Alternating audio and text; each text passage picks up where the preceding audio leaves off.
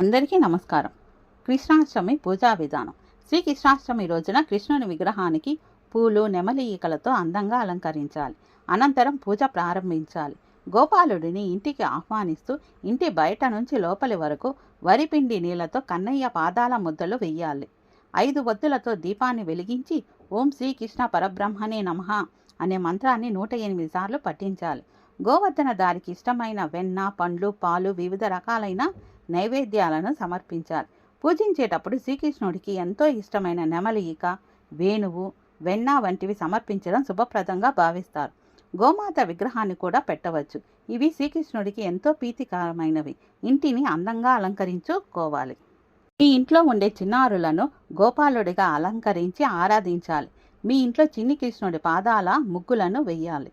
ఈ రోజంతా మీ ఇంట్లో ప్రశాంతమైన వాతావరణం ఉండేలా చూసుకోవాలి. ఈ శక్తి సామర్థ్యాల మేరకు పేదవారికి దాన ధర్మాలు చేయాలి.